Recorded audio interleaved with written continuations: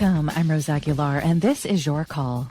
2 weeks ago, California Governor Gavin Newsom issued an executive order directing state and local officials to clear thousands of homeless encampments. I don't think there's anything more urgent and more frustrating than addressing the issue of encampments in the state of California. Over the course of the last number of years, the state has stepped up, where in the past we provided no support, no resources to cities and counties to clean up encampments like this. Today, we've invested now over $1 billion in encampment resolution grants, not only to clean up sites like this, but to address the underlying issue in the first place. One of the big issues, though, that has been an impediment was the courts. In the past, the courts have denied the ability for local government, including the state, to clean up many of these encampments. Today, I announced an executive order to move the process forward. We're done. It's time to move with urgency at the local level to clean up these sites, to focus on public health and focus on public safety. There are no longer any excuses. $1 billion this state has invested to support the communities to clean up these encampments. We have now no excuse with the Supreme Court decision. This executive order is about pushing that paradigm further and getting the sense of urgency that's required of local government to do their job. In late June, the 6 conservative justices on the Supreme Court ruled that cities can fine and arrest homeless people for sleeping in public spaces, even if they have nowhere else to go. Governor Gavin Newsom and San Francisco Mayor London Breed were on the side of the conservatives in that case. California is home to about 123,000 unsheltered people who live in tents, trailers, cars, and makeshift shelters, according to The Guardian. So where are these people supposed to go? City officials across the state have different answers to that question. Los Angeles Mayor Karen Bass slammed the Supreme Court ruling, saying it should not be used as an excuse for cities across the country to arrest their way out of the problem or hide the homelessness crisis in neighboring cities or in jails. Neither will work, neither will save lives, and that route is more expensive for taxpayers than actually solving the problem. Again, says Los Angeles Mayor Karen Bass. San Francisco Mayor London Breed, who sided with the conservative justices, said the city is planning a very aggressive sweep. And we're hopeful we make it so uncomfortable for people that they accept our offer. That's what this is about. This is not just about cleaning and clearing, because these are people and they got to go somewhere. But we are going to make them so uncomfortable on the streets of San Francisco that they have to take our offer. That really is the goal of what we're trying to accomplish. On August 1st, Mayor Breed, who is facing a tough re-election race, announced a directive ordering all city departments and staff to offer unhoused people bus tickets out of town before offering other services, including shelter or housing. We reached out to Governor Newsom and Mayor Breed's offices, but we have not heard back. Joining us are 3 guests.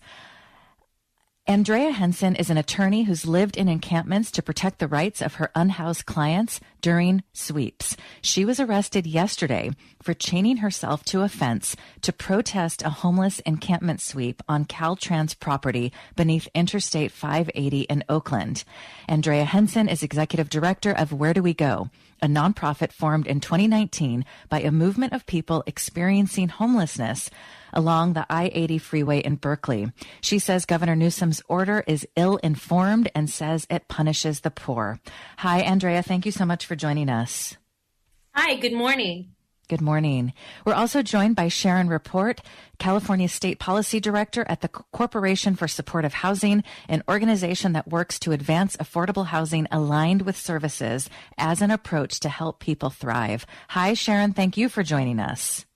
Good morning. Thank you for having me. Thank you. And Leger Harper is a former Wood Street encampment resident, which was at one time the largest encampment in Oakland.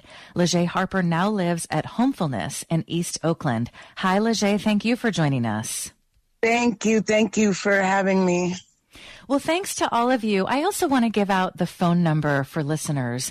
Where do you stand on sweeps? What do you think of the Supreme Court decision? And then California Governor Gavin Newsom's executive order. What is happening where you live? What changes have you seen on the streets? And what are your thoughts on what is going on here? The big question is, you sweep people out. Where are they supposed to go? And then, of course, we're going to talk about what happens in the process. all of the documents, possible medications, things they lose in that traumatic process. You can give us a call at 866-798-8255. You can also email your call at kalw.org. Andrea, before we talk about your work and yesterday's arrest, can you just give us an overview of what changed as a result of the Supreme Court decision? Well, there's definitely an arrogance among state and local government in terms of sweeps. Law enforcement, there's a coordinated effort to remove people. I've seen all over the East Bay and in San Francisco, as we know. So I think that changed. And you hear folks on Nextdoor saying, we need to pick everybody up, put them in institutions, force them into jail. And I think that with the governor sending out his executive order, he's basically signed off on an era of terror that we've never seen before. It's very disheartening. We're seeing cases now that are getting dismissed because of the Grants Pass ruling. We definitely have a fight ahead of us. Can you talk more about this? What does San Francisco Mayor London Breed mean when she says very aggressive sweep and saying we have to make it so uncomfortable for people that they accept our offer? What does that look like on the streets? I think we've been seeing reports where they're not providing notice, or they're moving people, or they're telling them they're going to arrest them. There was a video going around, a viral video, where a guy was trying to hold on to his tent while they were pulling it away from him. The fact that they're telling them to get out because they don't want to see them, and the fact that they're not providing any sort of grievance and appeal process for homeless individuals. We don't know where they're trying to place them. I've had clients where they've wanted to say, take this temporary shelter, and the shelter's completely infested with bed bugs and lice. But they said to the public, right, they're refusing shelter. I would much rather, as a human being, stay in a tent rather than be placed in a facility where literally I've seen my clients where we've had to take them to the emergency room because lice were jumping off of them at the shelter. I think we need to build in protections for the homeless individuals. Find out, why are people refusing the services in San Francisco? We need to go into their shelters and see what's happening there. People don't want to sleep on the street, right? There's a reason for all of these responses. And I think it requires oversight and investigation. That's the responsible thing. Have you gone into shelters? Yes, I haven't stayed in shelters because they're pretty strict. And the thing about shelters is they don't allow people to visit. So they keep things under wraps. I've had clients who've taken pictures, where there's black mold on the walls, there's rodents, there's sexual assault, there's trafficking. And so when they prevent visitors or people from coming in, they want to hide what's going on. Sharon, what would you add? What has changed since the Supreme Court decision and then Governor Newsom's executive order? Well, I completely agree with what's been said so far. I do think that it is emboldening cities and counties to take much more aggressive action. But the strategies in the governor's executive order are not new or different from what our response has been for decades, since mass homelessness began in the 80s. And we know from data that these strategies do not work. We have studies to show that the strategies not only fail to move people off the streets, but they actually make it much harder for our homeless response systems to help people exit homelessness. Andrea, I know that you have to leave in about 5 minutes. And so since you represent unhoused people, what is it going to take to get to the root of the problem?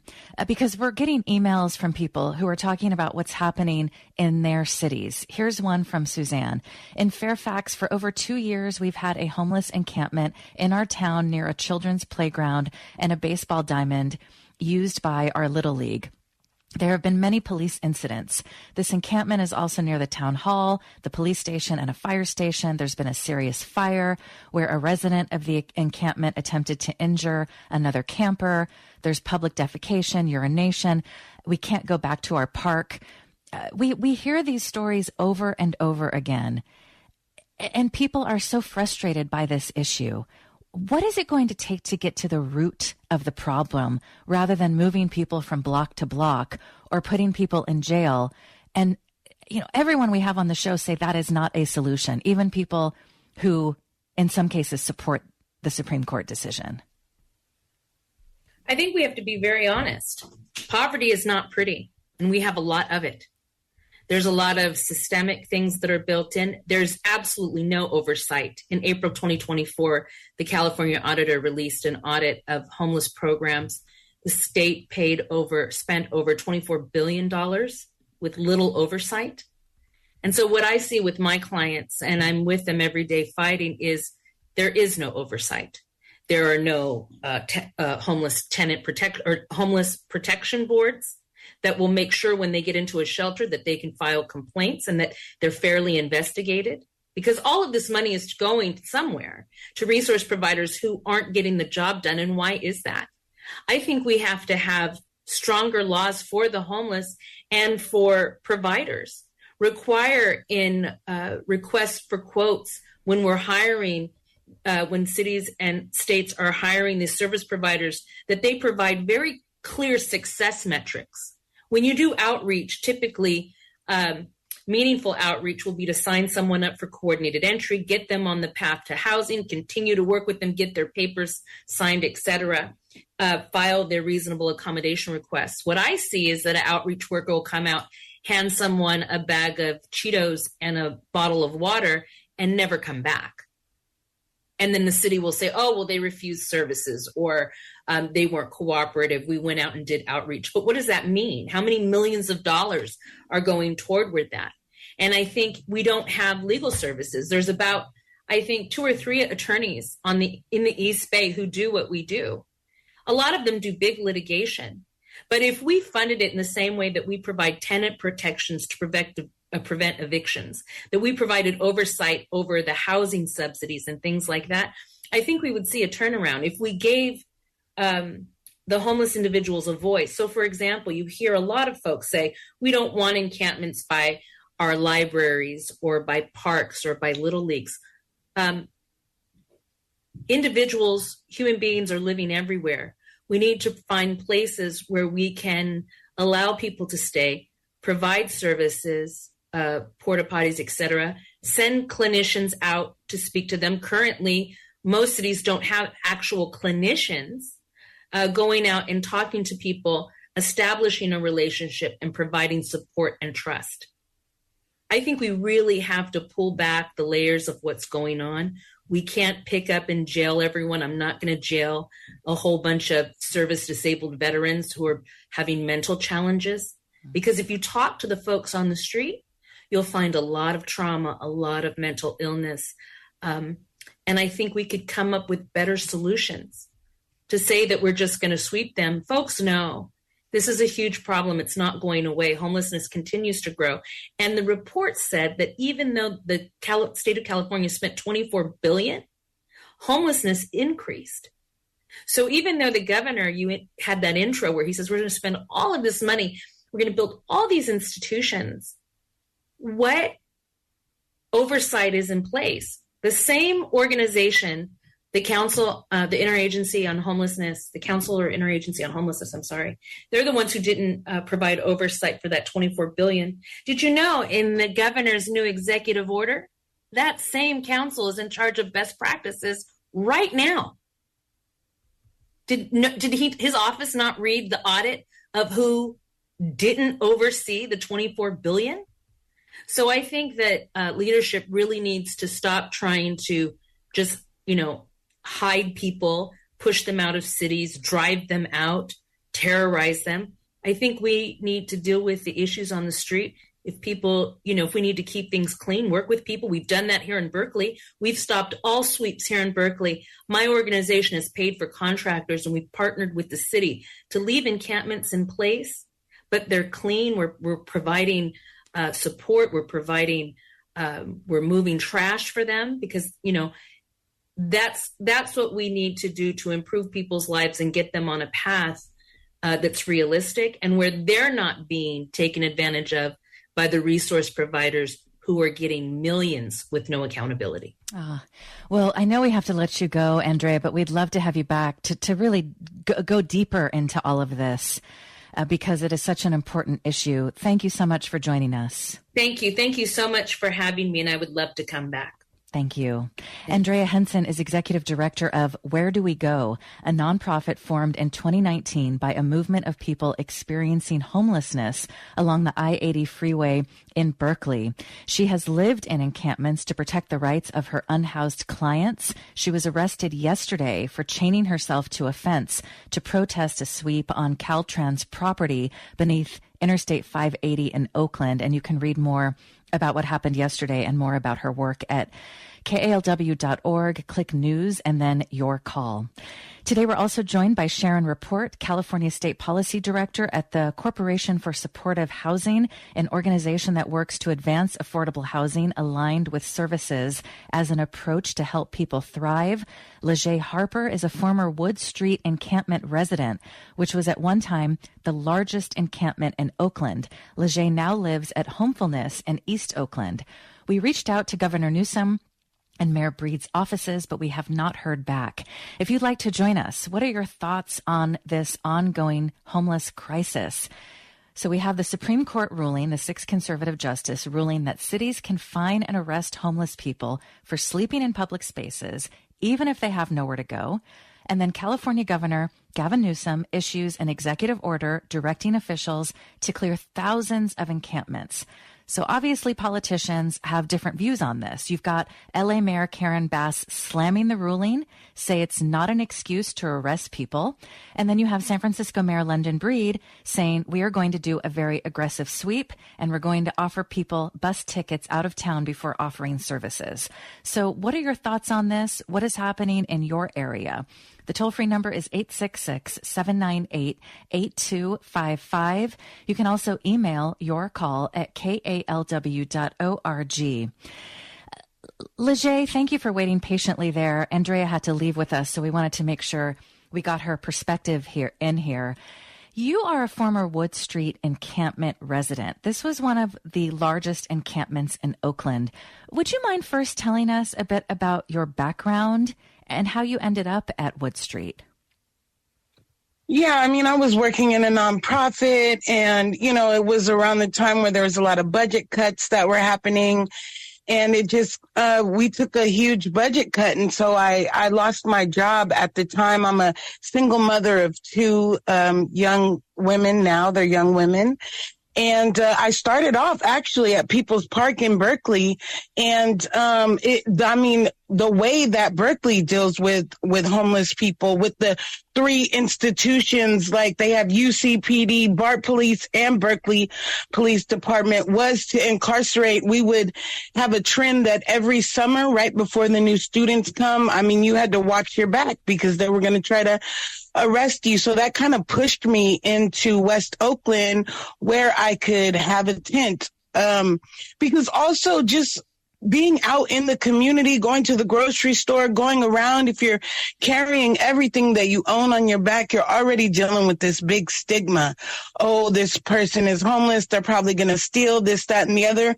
So I came to West Oakland, which was actually behind Target, is where we started. And just started living, and then more and more people came down there. But what I wanted to say is that the difference about Wood Street is we were tired of being swept. And so we said, let's get together, us residents over here, and let's work with them. Let's do something different. So we started having meetings with Caltrans specifically because they were the ones that were sweeping us. And we're like, look, we're going to clean up. So you don't have to come over here and throw people's stuff away. And they're like, yeah, okay, you can clean up. We organized this huge weekend cleanup. We ordered bobcats and we had like over 100 volunteers come and help us. And then we got a message from Caltrans saying, stop. You're not qualified to clean up this garbage. Don't do it anymore. And we're like, what? We're trying to work with you here. And so we've gotten a lot of runaround from Caltrans and other organizations. And also I wanted to say that the police were telling us, go to Wood Street. We won't mess with you anymore. They put up K-rails. They brought porta potties down there. And then once they saw that a lot of people were migrating to Wood Street, then it became a problem for folks. But we were actually told to move down there. And we'll get more of your story, Leger, after a break, and just what it was like for you when you first had no choice but to live on the streets, and then what you think about what is happening right now. I know we have to let Sharon report go in just a couple minutes. So Sharon, can you jump in here and talk about what it will take to get to the root of this crisis? Suzanne wrote in again from Fairfax and said, we've had many services contact the group. They refuse. They're doing meth and things like that. No one is trying to terrorize or drive them out. We want them to have housing.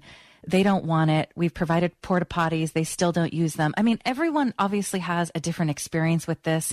Everybody's got their own story. And we know that so many things like this are happening up and down the state of California. So at the end of the day, what is it going to take to get to the root of this crisis? Well, everybody deserves to be safe and have a clean environment, but that includes those who cannot afford the cost of housing in one of the most expensive states for rent in the country. All evidence points to what the cause of homelessness is, which is housing, is also the solution to homelessness. Californians deserve to have their government spend money on strategies that work, and those strategies include really reversing the executive order and focusing on a better way forward based on data-driven, equitable, and fiscally responsible solutions, including necessary investments in housing and services. These include funding housing subsidies at scale. As I mentioned, housing is the solution to homelessness. And really the reason why people fall into homelessness is they can't afford their rent. We do have the most expensive rent in the country. We should also be leveraging insights from people who have lived experience of homelessness. We have seen from a Benioff Housing and Homelessness Institute study that the number one reason people fall into homelessness is they simply cannot afford their rent. And when asked, would you take housing to exit homelessness? Everybody says yes. People want housing. And I think Andrea mentioned some of the issues with shelters. Shelters are simply not the solution to homelessness. We should be working in coordination with, instead of competition with, local governments. The state should be working in coordination with local governments to ensure people receive evidence-based approaches to assisting them in encampments.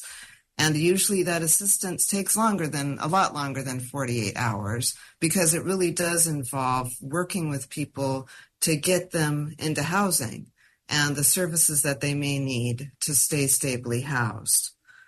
Accelerating new affordable housing development and repairing and preserving existing supportive and affordable housing is really critical to help us solve our affordable housing crisis in general, which again caused our homeless crisis. We should be mobilizing our health teams to really work with people on the street and really providing people with the services that they need means connecting them to what's available now, but also connecting them to whatever treatment they might need. And just quickly before you go, Sharon, we have a couple questions from someone who couldn't stand the line. What is the exact legal definition of an encampment? Oh, that's a great question. I do think that there is not really a legal definition of an encampment. I think that when people talk about sweeping an encampment, they're really talking about people who are homeless on the street, living in community. And generally, people want community. A lot of people want to be with other people who are experiencing homelessness so that they don't feel as isolated. Homelessness is an extremely socially isolating experience. And so lots of times when people have their tent next to other people who have tents and they're sharing resources and they're basically feeling more safe because they're together. That is generally what we mean when we talk about an encampment, but there really isn't a legal definition of encampment. And quickly, do you know where these bus tickets are taking people? If you say, I want to go to Seattle, do you then get a bus ticket for Seattle? Do you have to prove that you have contacts or family there? Do you know? I don't know. I really don't understand what the intent is with the bus tickets. We do know that cities all over the country have tried to remove people experiencing homelessness from their cities by providing them transportation. And sometimes it is transportation across the country. The problem with that is it doesn't solve the problem. I mean, when we see city after city trying these things, we see that it really doesn't address the root causes of homelessness. And so if you're not addressing the root causes of homelessness, you're going to have more people falling into homelessness, which we see is true right now. Since the pandemic, we have seen more people falling into homelessness than ever before. And it is simply because the cost of housing is going up much faster than people's incomes, and they cannot afford rent. And so if you're not addressing that issue, people are going to continue to fall into homelessness, and you can't move everybody out of your city. So it is a similar approach to a sweep. It's traumatizing, stigmatizing. It's basically telling people, we don't want you here. And it's not it's not a personal failure. It's a systemic failure. And until cities recognize that this is a systemic failure and really address the root causes by funding housing at scale on an ongoing basis, which the state has yet to do, then we will not see decreases in homelessness. Sharon Report is the California State Policy Director at the Corporation for Supportive Housing. They work to advance affordable housing aligned with services as an approach to help people thrive. We will definitely do many more shows about this, Sharon. We'd love to have you back. Thank you for joining us. I'd love to join again. Thanks so much, Rose. Thank you. Joining us for the rest of the hour is Lejay Harper, a former Wood Street encampment resident, which was at one time the largest encampment in Oakland. She now lives at Homefulness in East Oakland. Today, we are talking about the homeless crisis in California and really across the country. In late June, the 6 conservative justices on the Supreme Court ruled that cities can fine and arrest homeless people for sleeping in public spaces, even if they have nowhere else to go. 2 weeks ago, California Governor Gavin Newsom issued an executive order directing officials to clear thousands of homeless encampments. So what are your thoughts? Where do you stand? What is happening in your city? And what do you think it'll take to get to the root of this crisis? This is Your Call. I'm Rose Aguilar. We'll be back after this. This is Your Call. I'm Rose Aguilar. Coming up tomorrow on our Media Roundtable, we will discuss coverage of the presidential election. What are your thoughts so far now that Vice President Kamala Harris has chosen Minnesota Governor Tim Walz to be her running mate?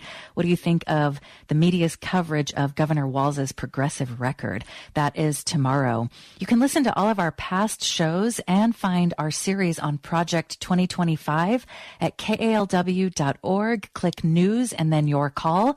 And if you have a show idea or a guest idea or thoughts about how you'd like us to cover the upcoming election, we'd love to hear from you. Your Call at kalw.org. And if you'd like to join today's conversation about the homeless crisis in California and across the country, where do you stand on sweeps? What is happening in your area? What will it take to get to the root of this crisis? The toll-free number is 866-798-8255. You can also email Your Call at kalw.org. We're joined by Lejay Harper, a former Wood Street encampment resident, which was at one time the largest encampment in Oakland. Lejay, I'm so glad that we have you on the show today because a lot of the conversations around this crisis are missing people with direct experience. So what was it like for you when you had no choice but to live on the streets? And anything you can tell us that you think is missing from all of these conversations we're hearing about the homeless crisis?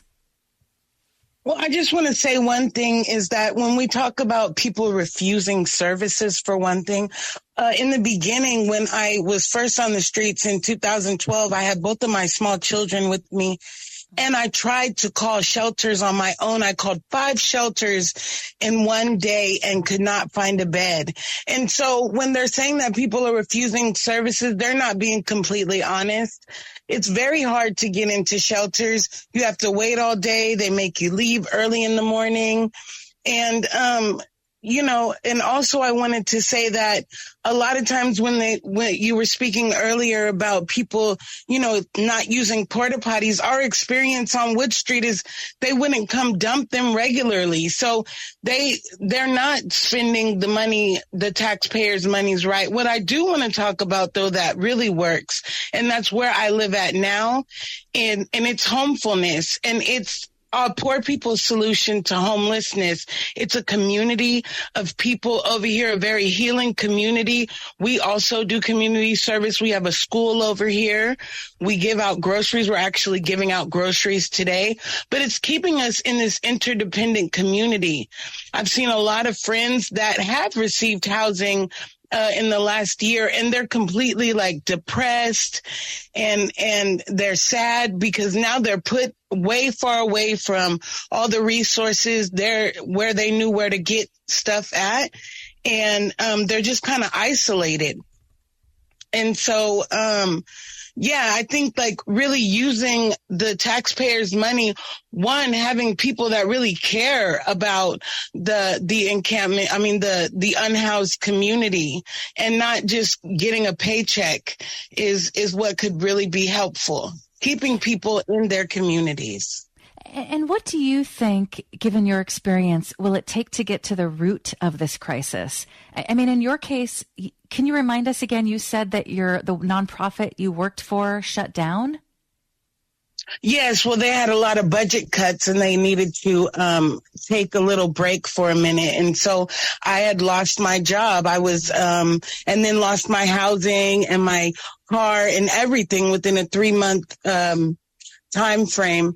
But what it is also that they're acting like everybody who's experiencing homelessness fits into this one cookie mold, and there's different reasons why people, maybe it's a lack of income, maybe it's a lack of education, maybe it's a substance abuse problem, maybe it's mental health.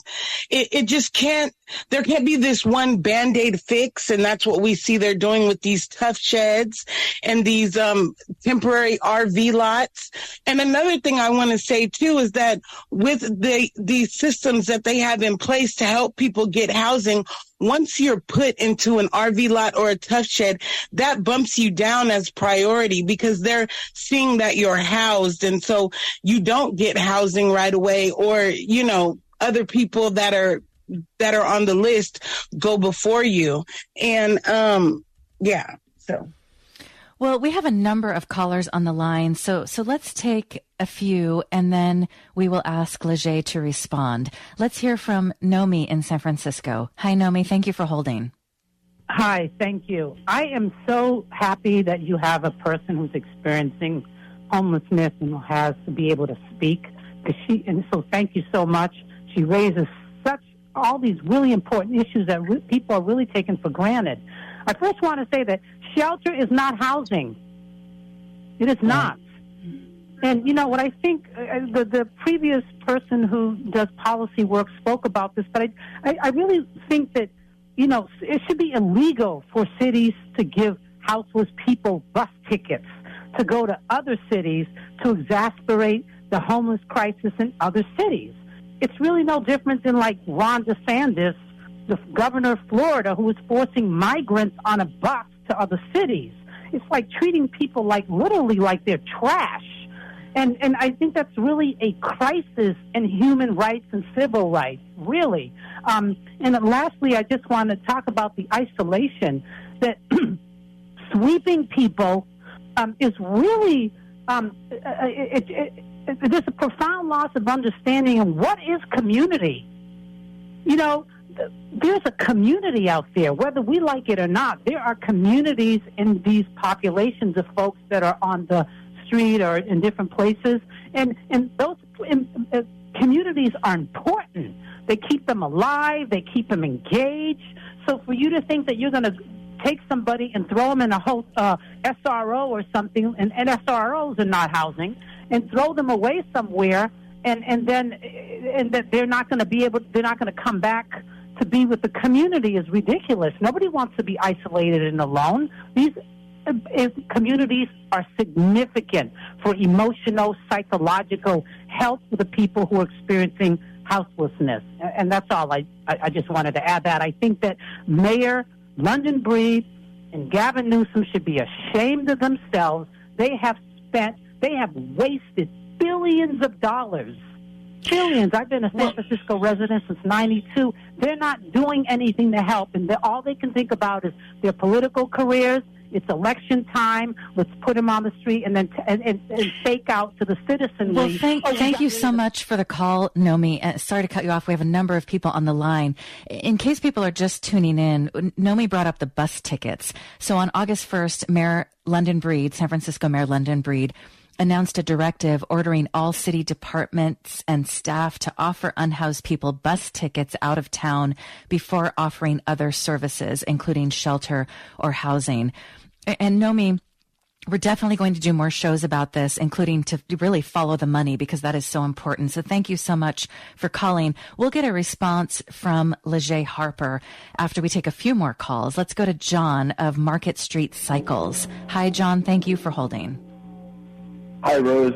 Thanks for doing a great show once again. So I'm standing here looking out two levels of security gate and security glass at the very homeless encampment where the last time I was robbed, they took all my bikes before they were moved to another location. The people that are in there are not homeless parents, are not people trying to do anything else except for get high on fentanyl and meth and crack all day. They're not going to go anywhere that they can't do that, and that place does not exist. And so I guess my question is, they get to stay there until what? Everybody's talking about all these things that are not solutions, and I completely agree. The fundamental causes of homelessness, poverty, systemic poverty, the rich getting richer. Couldn't agree more. So does that encampment across from me get to stay there until there is a solution? And I'll tell you what this new plan is going to do. They're just going to push them into the unwanted areas of town, like Mid-Market, where I'm located. Nobody's going to push them to Pacific Heights. No one's going to push them outside the mayor's residence. They wouldn't put up with that. They're not going to Presidio Terrace. They're coming here. It's just going to be a game of whack-a-mole like it always is, forcing the poor to feed on the poor. Zero solutions, nothing but a photo op. John, given that you run a small business, and we've heard similar sentiments from so many small business owners, I mean, it's a big question, but what are your thoughts on solutions? What are you hearing from colleagues and other people who have businesses in your neighborhood? I know a lot of people, including my wife, who have been working in outreach and harm reduction for decades. And basically, the big picture is going to have to look something like what Portugal is doing. And I am all for saying, look, you can go into treatment or else. Like, these people cannot take care of themselves. It is beyond them. For the great majority of the people in the camp across from us, they're hunched over all day unless they're out trying to get more drugs or steal something in order to get more drugs. They're not going anywhere. It's going to have to be you will come in to get treatment. Well, thank you for that. I mean, we haven't even brought up the overdose epidemic. I'm just looking at a piece in the Chronicle from last month. 48 people died in June in San Francisco from accidental overdoses. The 48 additional deaths brings the 2024 total to 374 deaths so far. Tragically, I'm guessing it's higher than that because I'm reading from a piece of around this time last month. And we'll definitely have to do shows about that too, because it's very connected. Thank you so much for the call, John. We'll get a response in just a minute. Let's go next to Misha in San Francisco. Hi, Misha. Hello. Yes.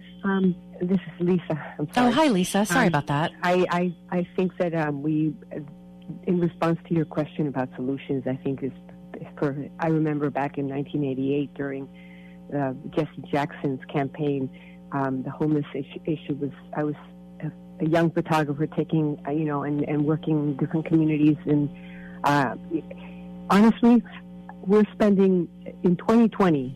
If you look at the data from the campaign for Palestinian rights, in 2020, San Francisco's share to Israel was $13.4 million.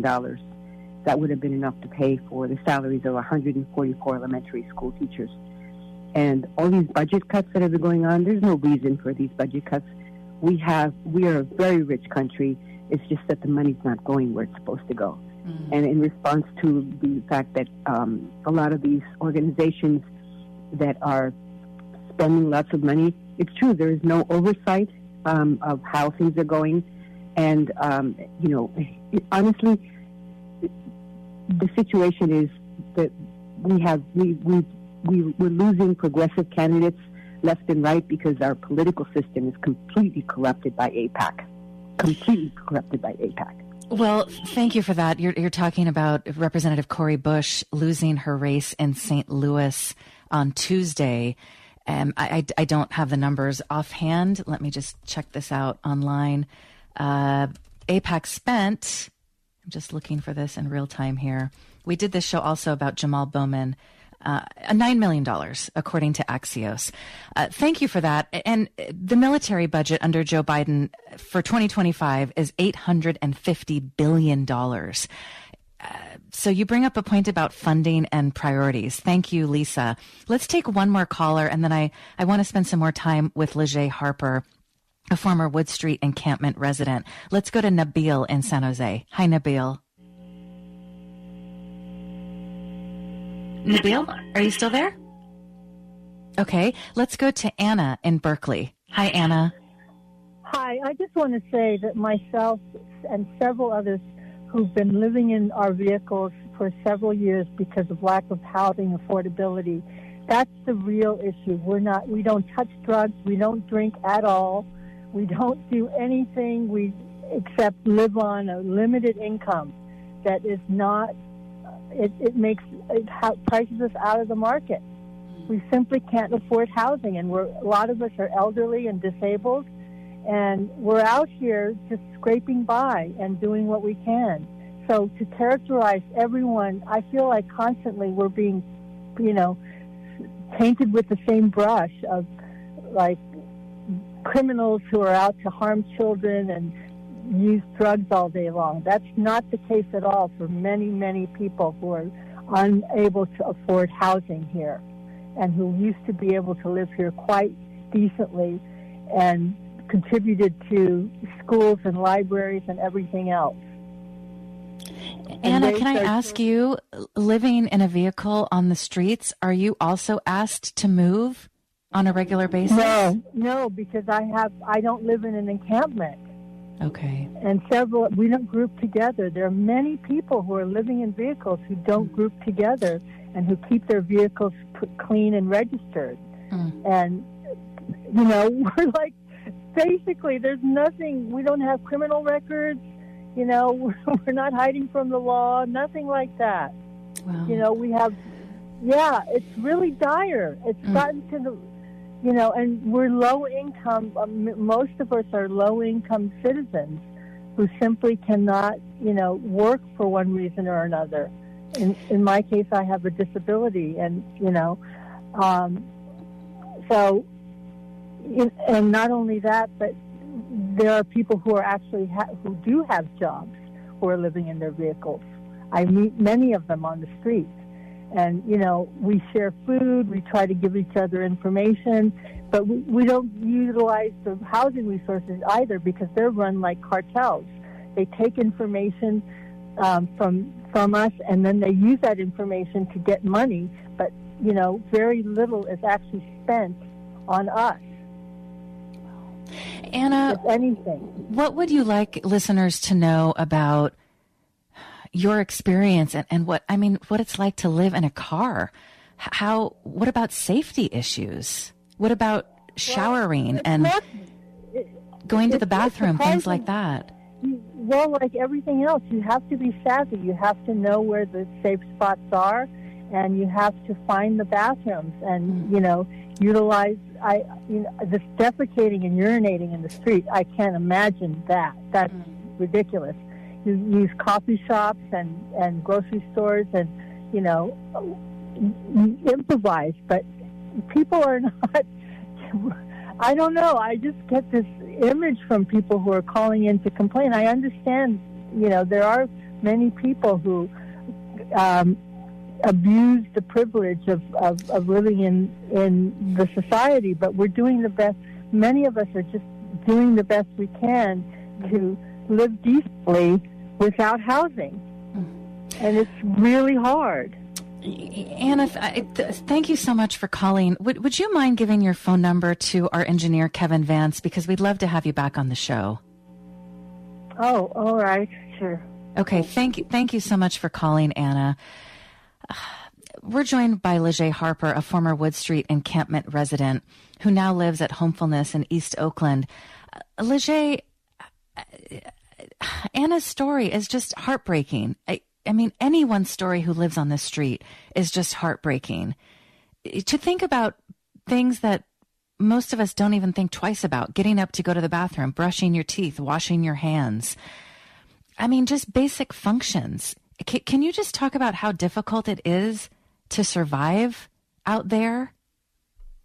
I mean, yeah. I mean, and Anna just proved the point that there is no one cookie cutter mold to deal with the unhoused right now, that there's people all different ages, all different backgrounds, all different issues of why they're homeless. Yes, I mean, it is hard. And I'm just going to share a little bit. I have 14 months clean off of drugs myself. But I couldn't imagine living on the streets without being under some type of, substance. It's hard, especially being a single woman out there. Not to say, oh, then there's an excuse for people to use drugs, but it's just so traumatic outside, living outside, not knowing those things. And,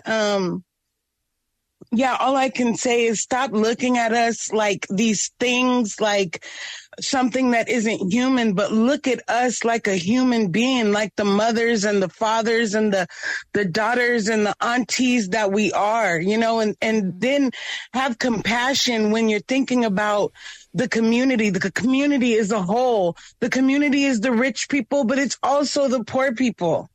And when people start to look at us like individuals and not group us together, like they can just, handle everything in one big whoop wop, then maybe they'll start to address it. And again, solutions like Homefulness, where I just want to say that on the 17th, we are doing a big community event at 7600 MacArthur because we have Homefulness too. And it's a whole new land right down the street where we will bring in more people that are unhoused to live there rent free for life. And so hopefully folks can come out and get resources and learn about the work that we do here at Poor Magazine Homefulness. Yeah, we would love to do more shows about this. To your point about how not everyone is the same, everybody's got their own story.